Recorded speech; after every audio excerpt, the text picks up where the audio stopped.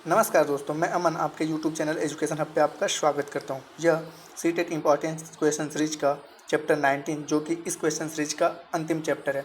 इसके बाद ही आगामी एग्ज़ाम जो कि यूपी एसआई और बिहार एसआई के आने वाले हैं, उसमें जो मूल विधियाँ और दंड संहिता के बारे में क्वेश्चन पूछे जाते हैं, उसको हम सेम इसी तरह अध्यायवार वस्तुनिष्ठ क्वेश्चनों को सॉल्व करेंगे। तो चलिए शुरू करते हैं बिना किसी देरी के।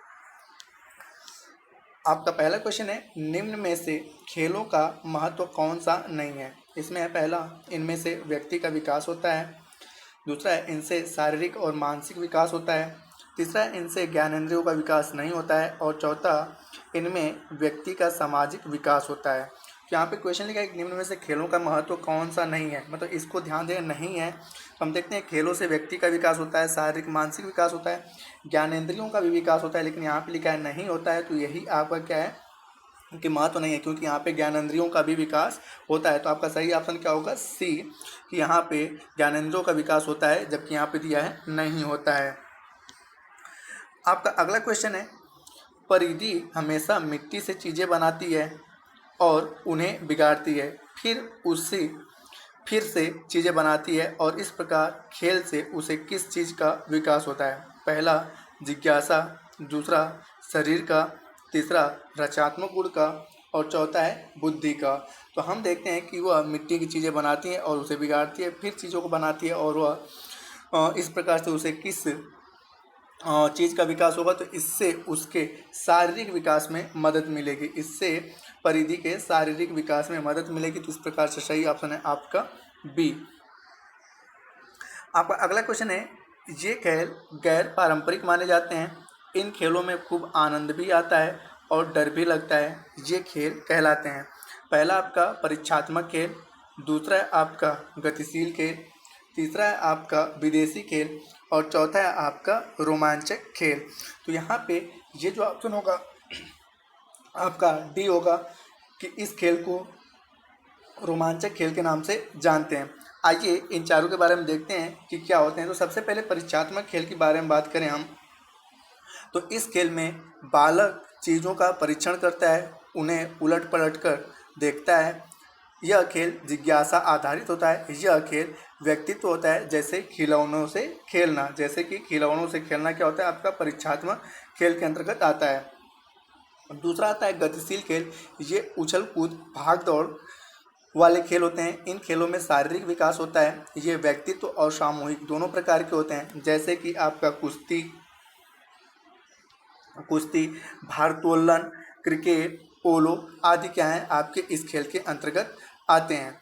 अगला आपका है कि विदेशी खेल। विदेशी खेल में आते हैं कि इन खेलों की उत्पत्ति विदेशों से हुई है, जैसे कि क्रिकेट हो गया, फुटबॉल, टेनिस इत्यादि।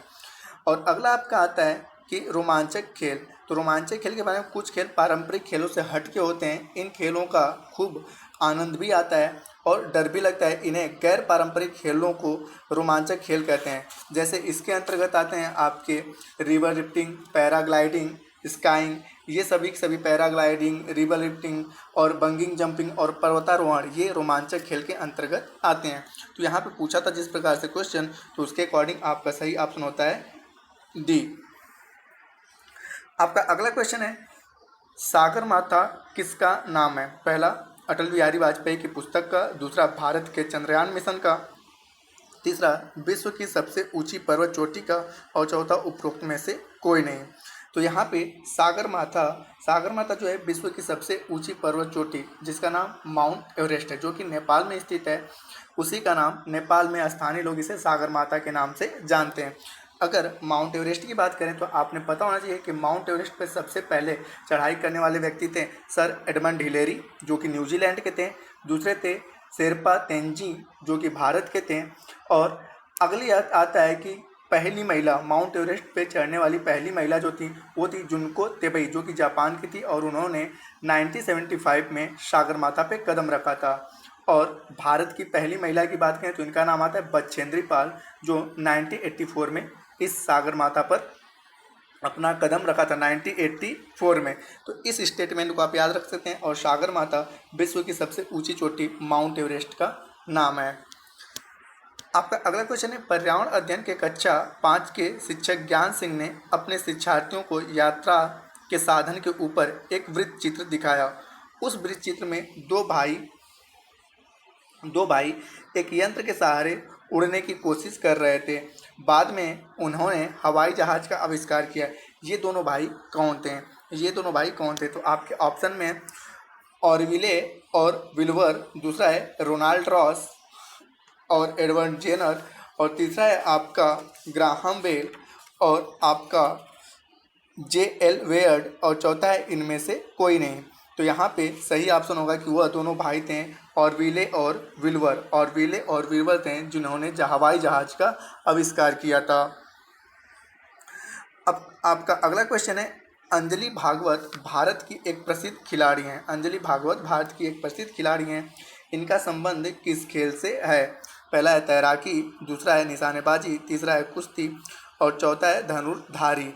तो यहाँ पर अंजलि भागवत का संबंध है निशानेबाजी से। यदि यहाँ पे महिलाओं की बात करें तो कुछ अन्य खेल से, जैसे कि तैराकी में भारत की प्रसिद्ध महिलाएं बूला चौधरी, कुश्ती की बात करें तो गीता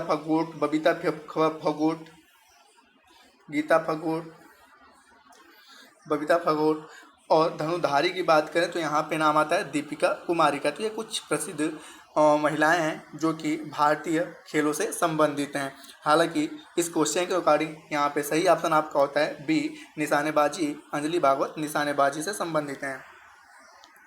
आपका अगला क्वेश्चन है, सिंधु सभ्यता का मुख्य बंदरगाह था। पहला है हड़प्पा, दूसरा मोहनजोदड़ो, तीसरा कालीबंगन और चौथा लोथल। तो यहाँ पर आपको पता होना चाहिए लोथल जो कि गुजरात में था और यह लोथल सिंधु सभ्यता का प्रमुख बंदरगाह था। और आपने पता है सिंधु सभ्यता की जो समय था 2500 से 1750 ईसा पूर्व के मध्य था। आपका अगला क्वेश्चन है, निम्न कथनों पर विचार कीजिए। पहला है इनका जन्म लुम्बिनी में हुआ था, दूसरा है इनकी मृत्यु कुशीनगर में हुई, तीसरा इन्होंने दुखों को दूर करने के लिए अष्टांगिक मार्ग बताया, और चौथा इनके बचपन का नाम सिद्धार्थ था। आगे पूछ रहा है उपरोक्त कथन किस व्यक्ति से संबंधित है? तो यहाँ पर है भगवान महावीर, दूसरा गौतम बुद्ध, तीसरा अशोक और चौथा रामानुज। तो आपको पता होना चाहिए ये स्टेटमेंट गौतम बुद्ध का है। आइए क्वेश्चन को एक बार फिर से रिपीट करते हैं। यहाँ पे इनका जन्म लुम्बिनी में होता है। तो आपने पता होना चाहिए कि महात्मा बुद्ध जो कि हैं इनका जन्म 563 ईसा पूर्व इनका जन्म लुम्बिनी में हुआ था। इनकी मृत्यु कुशीनगर में होती है 483 ईसा पूर्व, और इन्होंने सभी दुखों को दूर करने के लिए अष्टांगिक मार्ग का नाम बताया था, और इनके बचपन का नाम सिद्धार्थ था। और इनके मृत्यु के बाद ही बौद्ध धर्म जो था 2 भागों में बांट गया, हीनयान और महायान। ये भी आपको याद रखना है, कई बार पूछ लेता है हीनयान या महायान किस धर्म से संबंधित हैं? तो बौद्ध धर्म से संबंधित हैं। आपका अगला क्वेश्चन है, दिगंबर और श्वेतांबर किस धर्म से संबंधित हैं? पहला जैन धर्म, दूसरा बौद्ध धर्म, तीसरा आजीवन और चौथा सिख धर्म। तो आपको पता होना चाहिए जैन धर्म भी आगे चल के 2 भागों में बढ़ जाता है। एक होता है आपका दिगंबर और दूसरा होता है आपका श्वेतांबर, और यह जो है संबंधित है जैन धर्म से। आपको पता होना चाहिए जैन धर्म के संस्थापक जो थे ऋषभ होते हैं, और जैन धर्म के अंतिम और वास्तविक संस्थापक जो थे वो थे महावीर स्वामी थे। और इनके जन्म की बात करें तो इनका जन्म होता है, महावीर स्वामी का जन्म हुआ रहता है आपका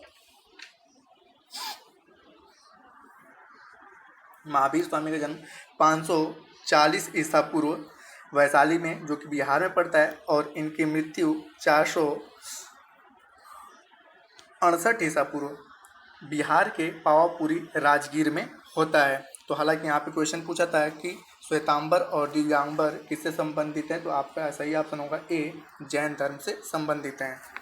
आपका अगला क्वेश्चन है, धम्म की शुरुआत की थी। पहला है चाणक्य ने, दूसरा अशोक ने, तीसरा हर्षवर्धन ने और चौथा अजातशत्रु ने। तो यहाँ पे धम्म की शुरुआत जो होता है वह अशोक के द्वारा किया जाता है। धम्म की शुरुआत जो है अशोक के द्वारा किया जाता है, जो कि मौर्य वंश का एक महान शासक थे। और यहाँ पर धम्म का अर्थ होता है कि नैतिक विचारों का संग्रह। धम्म का अर्थ होता है नैतिक विचारों का संग्रह, विचारों का संग्रह। तो आपने पता है धम्म की शुरुआत अशोक ने किया था, जो कि मौर्य वंश से संबंधित था। तो आज के लिए इतना ही। आपका अगला अध्याय 19 खेलकूद एवं भारतीय इतिहास की झलक का पार्ट 2 आएगा। और जैसा कि मैंने बताया कि यह सीटेट इंपॉर्टेंट क्वेश्चन सीरीज का लास्ट चैप्टर है। इसके बाद हम लोग शुरू करेंगे यूपीएसआई बिहार एसआई के लिए मूल विधि एवं भारतीय दंड संहिता को। तथा इस क्वेश्चन सीरीज को प्राप्त करने के लिए आप अपने यूट्यूब चैनल से जुड़ सकते हैं तथा आप अपने टेलीग्राम चैनल से जुड़ सकते हैं, जिसका लिंक वीडियो के डिस्क्रिप्शन में दिया है। तब तक के लिए धन्यवाद।